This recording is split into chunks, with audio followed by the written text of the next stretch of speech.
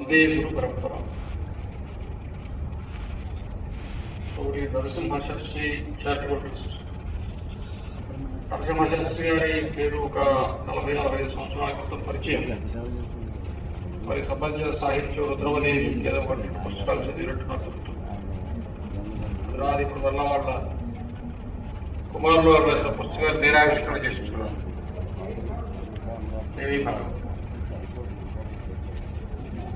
వేదిక మీద లబ్ధ ప్రతిష్ఠులైనటువంటి వాళ్ళు వాళ్ళ రంగాల్లో నిష్ణాతులు ఉన్నటువంటి వాళ్ళు ఆశీర్వులై ఉన్నారు. శ్రీయాగ వైశిష్ట్యం ప్రధానంగా శ్రీ చక్రార్చన, శ్రీ విద్యా ఉపాసన సాధన దానికి సంబంధించినటువంటి వ్యవహారం. ఇప్పుడు అక్కడ మాట్లాడుతున్నారు ఎవరైనా గాంధీ, మోహన్ గాంధీ.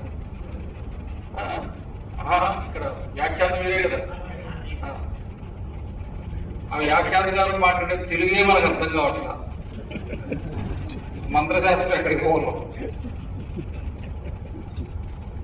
పుస్తకాల ఆవిష్కరణ ఉన్నది. నిన్న ఎవరితో అంటే పుస్తకాలు ఎవరు చదువుతారు అన్నారు. లేదులేండి, కట్టబోయే అమరావతిలో 10 లక్షలు 20 లక్షల పుస్తకాలు పెట్టుకున్నారు, గ్రంథాలయం పెడుతున్నారు. అక్కడే పెడితే ఒక మంచి రోజు వస్తుంది, మళ్ళీ చదివేవాళ్ళు పుడతారు, అప్పుడు చదువుకుంటున్నారు.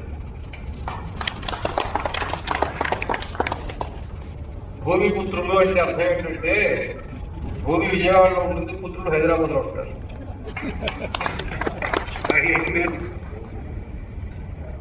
మరెవరో సోషల్ మీడియాలో తెలుగులోకి ట్రాన్స్లేట్ చేయాలి. ఇప్పుడు మోహన్ గాంధీ మాట్లాడుతుంది, ఆ తెలుగులో కూడా తెలుగులోకి చెప్పాలి. ఎందుకంటే బాగా తగ్గించి తెలుగుకి అక్షరాల అవసరాల దగ్గరికి వచ్చాం. తెలుగుకు పదాలు కాదు, వాక్యాలు కాదు, వ్యాకరణం కాదు. అసలు తెలుగుకి ఇన్ని అక్షరాలు అవసరమా? తెలుగుకే ఇన్ని అక్షరాలు అవసరం లేకపోతే సంస్కృతానికి అవసరమా? అక్షరానికి దిక్కు లేకపోతే బీజాక్షరం అవసరమా? మంత్రం అవసరమా? రాగానే ముందు వేద పండితులు చక్కగా తీసుకొచ్చారు. ఇక్కడ ఒక అమ్మాయి సంగీతం పాడుతుంది, సామవేదం. 2 విన్నాం. ఈ 2 పరిచయం లేకుండా పోతూ ఉన్నాయి. చాలా మంది భాష గురించి మాట్లాడుతున్నారు.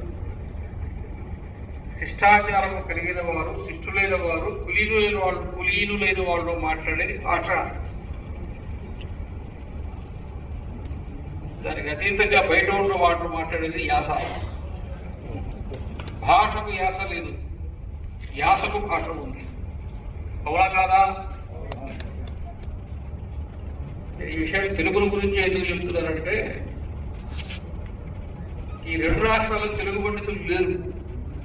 ఎందుకు లేరు తెలుసా? అసలు తెలుగు భాష గురించి శిక్షణ ఇచ్చే సంస్థను తీసేశారు. ప్రొద్దుటూరులో ఉండేది తీసేసి చాలా కాలం అయింది. ఎందుకు తీసేసారు తెలుసా? అసలు తెలుగు ఉపాధ్యాయులు అక్కర్లేదని తీసేశారు.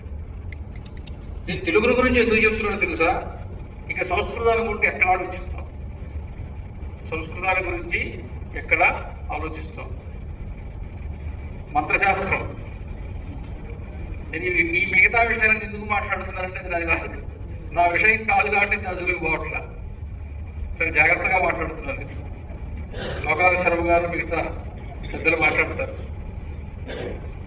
కానీ మంత్రశాస్త్రం ఉంది. ఎంత ఉందంటే చాలా విస్తారంగా ఉంది. కానీ దాని గురించి ఈ రోజున సమాజానికి పరిచయం చేసేటువంటి, తెలియజెప్పేటువంటి వ్యవస్థ లేదు. ఆశ్రమాలు, పీఠాలు ఉన్నాయి, కానీ అక్కడ కూడా మా దగ్గరికి కూడా పెళ్లిగారి వాళ్ళ దగ్గర నుంచి మా పెళ్లి ఇప్పుడు చూస్తున్నాను వస్తారు.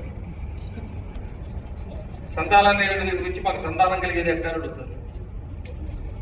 ఆత్మల గురించి, ఆత్మతత్వాన్ని గురించి ఆలోచించే తీరిక ఎవరికి లేదు. అందుకని ఇది విశేషమైనటువంటి ఒక ప్రత్యేకమైనటువంటి రంగం.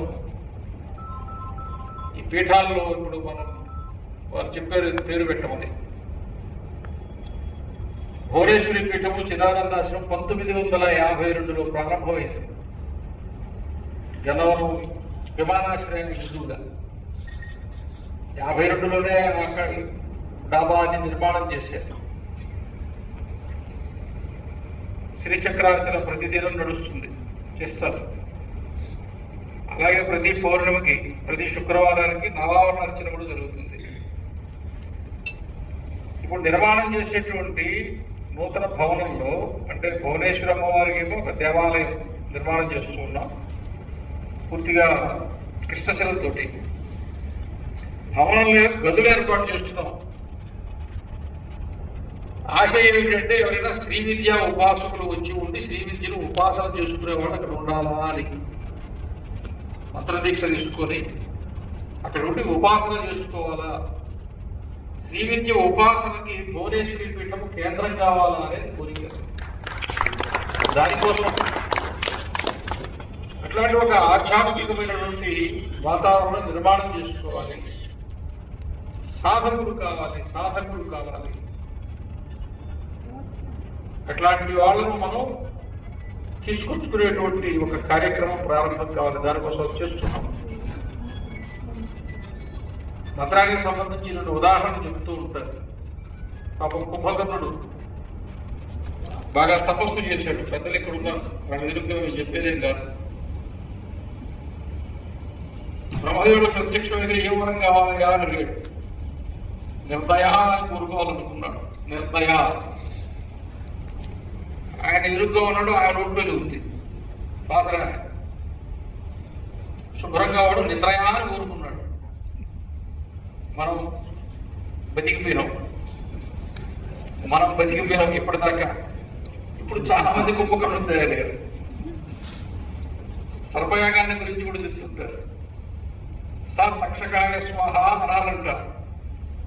మళ్ళీ బాసరా వచ్చి కూర్చుంది, నా తక్షకాయ స్వాహ అన్నారంట. వాడు ఒక్కడే మిగిలాడు. వాడు మిగిలిన కాబట్టి మా భువనేశ్వరి పీఠంలో కూడా నాగేంద్రుడు తిరుగుతున్నాడు జంటనాలు.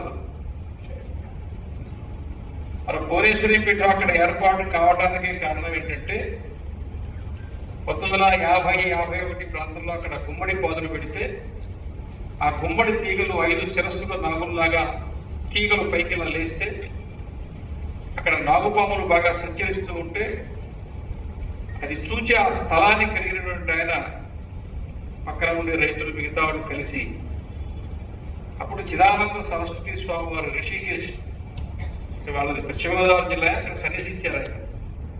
ఆయన తీసుకొచ్చి అక్కడ పెట్టారు. అట్లా చిదానందాశ్రమం ప్రారంభమైంది. పక్కనే శివాలయం, మిగతా దేవాలయాలు నిర్మాణమైనాయి. పక్కన ఇంకొక ప్రహరీ పక్కనే. ఆ తర్వాత ఇక్కడ అనిల్ జోషి గారు ఉన్నారు. ఈ మహేశ్వరం పక్కన అనిల్ జోషి గారు, అనిల్ కుమార్ జోషి గారు, నిఖిల్ ఏదో ఆశ్రమం. అక్కడ ఒకసారి నేను వెళ్ళాను. వెళ్తే వారు ఎందుకు నన్ను గదిలో తీసుకుపోయి కూర్చోబెట్టి, మీ ఆశ్రమంలో భువనేశ్వరి అమ్మవారు ఉండడానికి కారణం ఏంటంటే అక్కడ అది నాగేంద్రుడు ఉండేటువంటిది. నాగదేవతలు భూమి లోపల నాగదేవతలు ఉన్నారు నాగలోకంలో. దానికి సంబంధించినటువంటి భూమి చాలా శ్రేష్టమైనది అని చెప్పి ఆయన అక్కడ వచ్చింది లేదు, చూసింది లేదు, ఆయనకి ఎవరు చెప్పింది లేదు. ఆయన చెప్పారు. ఇప్పుడు 3-4 నెలలు తర్వాత అక్కడ తీసుకుపోయేదో పూజలు చేయించాం. ఏంటంటే ఒక్కొక్క స్థలం విశేషము, ప్రభావము అలా ఉంటుంది.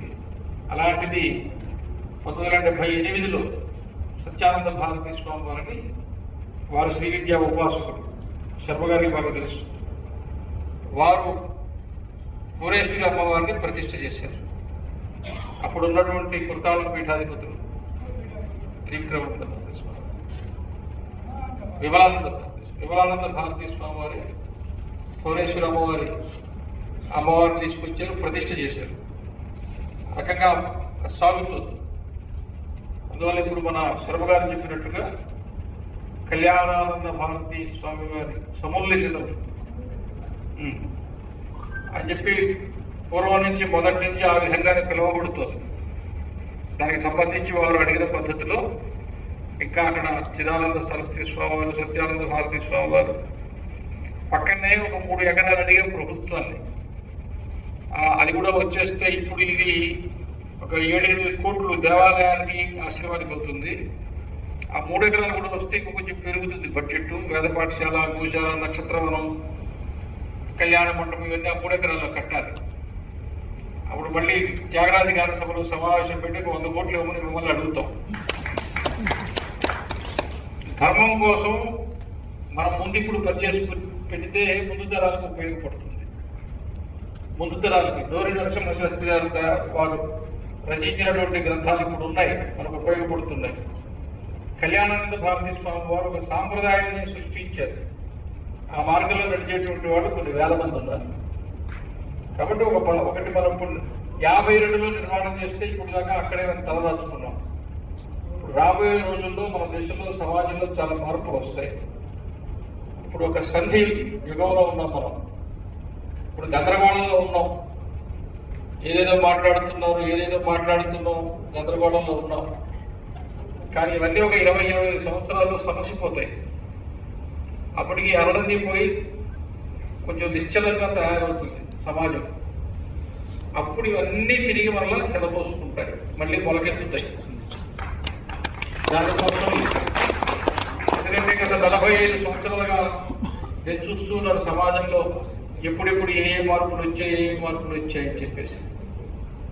ఇప్పుడు ఇంకా ఎక్కువ మార్పులు వస్తున్నాయి. కాబట్టి మనది ఏది, దేన్ని వెతుక్కోవాలి, దేన్ని పట్టుకోవాలి, దేని కొరకు జీవించాలి, దేన్ని తెలుసుకోవాలని ఒక ఆలోచన ప్రారంభమైంది. అయితే ఒక 2 విషయాలు చెప్పి నేను ముగిస్తాను. ప్రధానమైనది ఏంటి అంటే, ఇప్పుడు మీరు అందరూ హైదరాబాద్లో ఉన్నారు కదా, మీరు పెద్దవాళ్ళు కదా, మీరు మీ ఊరు వదిలిపెట్టి ఇక్కడికి వచ్చారు. మీ పిల్లలు ఇక్కడే ఉన్నారా? చిలుకూరు నుంచి అట్నుంచి అటే వెళ్ళారా? వేసంబాలాజీ వెళ్ళిపోయారు. వాళ్ళు తిరిగి ఇక్కడికి రారు, మీరు తిరిగి అక్కడికి రారు. ఇప్పుడు పరిస్థితి ఏంటి అంటే, ఒక్కొక్క మట్టికి ఒక్కొక్క గుణం ఉంటుంది కదా.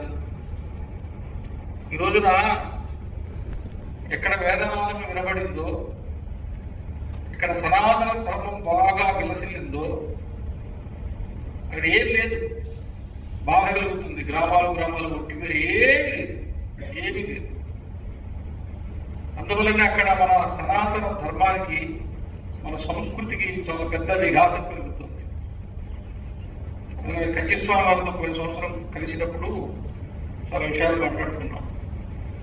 అసలు మొత్తం హైదరాబాద్లో కానీ, అమెరికాలో కానీ, సాఫ్ట్వేర్లో, మిగతా రంగాల్లో పనిచేసేవాళ్ళు ఎవరన్నా ఇంటి నుంచి పనిచేసుకునే అవకాశం ఉంటే కృష్ణా, గుంటూరు, ఉభయ గోదావరి జిల్లాలో వాళ్ళందరినీ పంపించేయండి. ఇక్కడ ఉండాలి కదా. పోయినే అయోధ్యలో రామాలయం కావాలంటే 500 సంవత్సరాల తర్వాత అయోధ్యలో రామాలయం కట్టించుకునే జ్ఞానం మనకు ఉంది. కొన్ని వేల సంవత్సరాల నుంచి ఎక్కడ వేదవిద్య ఉండిందో, ఈ వేద నాదము బాగా వినపడిందో, ఆ అరువులన్నీ పోయి, ఆ ఇళ్ళన్నీ పడిపోయి, మండపాలన్నీ కూలిపోయి, గ్రామాలన్నీ నిర్మానుష్యమైపోయి శ్మశానంలాగా మారిపోతే దాని గురించి ఎవరైనా బాగలేదా? ఆలోచన అక్కర్లేదా? ఇది ఒక ప్రస్తావన. రెండోది ఇంకా పెద్ద సమస్య ఏమిటంటే, మాది శ్రీవంశ గోత్రం, మాది కౌండిన్య గోత్రం, మాది భరద్వాజ గోత్రం. ఇంకెన్ని సంవత్సరాలు ఉంటారండి గోత్రాలు మీరు? చాలా మందికి ఒక్కటే కూతురు, కొడుకు లేకపోయా, ఒక్కడే కొడుకు, వాడికి కొడుకు రేపు పొద్దున పెళ్ళి ఇప్పుడు చేస్తుంది. అర్థమైనా కాలేదా? ఏది బయట మాట్లాడే వాతావరణం అంతా వేరు. అంతర్గతంగా మనము చాలా కుంచుకుపోతున్నాం. ఇప్పుడు ఆయన మోహన్ గారు మాట్లాడిన తెలుగు ఎవరికి అర్థం కాదు. దీక్షితులు గారు ఆంధ్రప్రభ చీఫ్ ఎడిటర్ గారు ఉండేవాడు. ఆయన ఎడిటర్ రాసేవాడు. ఆయన ఒక్కడికి తప్ప ఇంకొకరికి అర్థమైంది కదా తెలుగు. మిత్రలాభం, మిత్రభేదం ఎలా ఉంటుందో అలా ఉండేది. ఆయన నేర్చుకోవాలో వద్దా? అమెరికాకు ఉద్యోగం కోసం పోయేవాడు అమీర్పేట ట్యూషన్ పెట్టుకొని గ్రామం నేర్చుకొని పోతున్నాడు. కానీ మనకు మాత్రం అసెంబ్లీలో చెప్తున్నారు ఏమంటే ఇంకా సవర్ణ సంధి గుణసంధి అవసరమా తీసేయండి అది. అసలు తెలుగు ఉపాధ్యాయులే తీసేసిన తర్వాత వ్యాకరణం ఎక్కడ? ఒక ఇద్దరు మేధావులు పండితులు మొన్న 4వ తేదీన విజయవాడకు వచ్చారు ఒక విశేషమైన కార్యక్రమంతో. పేరు చెప్పను. ఎందుకు వచ్చారంటే భాషల గురించి అలా ఆలోచిద్దామని. ఎవరు రాలేదు. ఎందుకని? అందరు ఇక్కడే ఉన్నారు. ఒక్కడు లేడు. అందుకని మన సంస్కృతి అంతా గ్రామాల్లో ఉంది అని ఫోటోలన్నీ చూసాం. ఇప్పుడు ఇక్కడ మనకు కవులు పండితులు అవధానులు వీళ్ళంతా ఉన్నారు కదా, వీళ్ళంతా గ్రామాల్లో ఉండేవాడు. సంగీతం గ్రామాల్లో ఉంటుంది. కూచిపూడి ఎక్కడ ఉంది? కూచిపూడి గ్రామమే కదా. ప్రతి ఇంట్లో ఏదో ఒకటి హార్మోనియము ఫిడేలు ఏదో ఒకటి నేర్చుకున్నాడు. గాత్రం నేర్చుకున్నాడు, తబలా నేర్చుకునేవాడు. సాయంత్రం అంతా ఇంటి దగ్గర కూర్చొని భజన చేసేవాడు, కీర్తన చేసేవాడు. అసలు ఏమైనా ఉందా మన సంస్కృతికి సంబంధించిన చిహ్నం ఎక్కడైనా బతికుందా? సరిగ్గా 10 సంవత్సరాల క్రితం జగద్గురు శృంగేరి పీఠాధిపతి వారు మన విద్యానగర్కి వచ్చారు. శంకర మఠానికి పీఠానికి ఇక్కడ ఉంది కదా విద్యానగర్లో. ఆ వీడియో ఇప్పుడు కూడా వైరల్ అవుతుంటుంది. నాయన, ధర్మాన్ని రక్షించడం అంటే ఏం లేదు, కనీసం రోజు 10 నిమిషాల సమయము ఎట్టనో వీలు చేసుకొని గాయత్రి జపం చేయండి నాయన అని చెప్పాడు ఆయన. 3 పూటలా కాదు, ఒక పూట ఏంటి చెప్పింది ఎవరు? జగద్గురువులు. వెళ్ళదెవరు? లేదు. ఇప్పుడు ఎక్కడున్నాం మనం? నేను అమలాపురం ఆ ప్రాంతంలో తిరుగుతుంటే అమలాపురంలో 7 లక్ష్మీనరసింహ శాస్త్రి గారు కెమిస్ట్రీ లెక్చరర్. ఆయన కొన్ని విషయాలు చెప్తూ ఒక మాట చెప్పారు. కాటన్ ద్వారా నిర్మాణం చేయకముందు ధవళేశ్వరం అన్నకట్ట కరువు వచ్చి చాలా బాధలు పడుతుంటే మా పిల్లలు అడుగు తినేనా బతుకుతున్నారు కానీ వేద నుంచి అక్కర్లేదు అనుకున్నారు. అంత దారుణమైన పరిస్థితుల్లో కానీ ఒకసారి పచ్చగించి పంటలు పంటడం మొదలుపెట్టిన తర్వాత మళ్ళా లోగిళ్ళన్నీ పుంజుకున్నాయి. కాబట్టి అంత దారుణమైన రాష్ట్రీయమైన పరిస్థితుల్లో ఉన్నప్పుడు కూడా ఆ మాట అనుకున్నా వదిలిపెట్టకుండా తిరిగి నిలబెట్టుకున్నారు. అవునా? ఈరోజు డబ్బుకేం పర్వాలేదు కదా, జీవితానికి ఇబ్బంది లేదు కదా, మరి ఎందుకు వదిలిపెట్టేస్తున్నాం ధర్మాన్ని? ఎందుకు ఆచరించడం లేదు? ఇది అందరం కూడా ఆత్మావలోకనం చేసుకోవాల్సిన విషయం. అవునా కాదా? తలవండి. నాకు లైట్ మొహం మీద పడుతుంది, మొహాల్లో ఏం కనబడట్లేదు, మీరందరూ ఊపేయాలి అనుకుంటారు. చాలా సమయం మాట్లాడారు. నాకు ఒక బలహీనత ఉంది, ఎవరో ఒకరు ఆగితే పాకన. అందువల్ల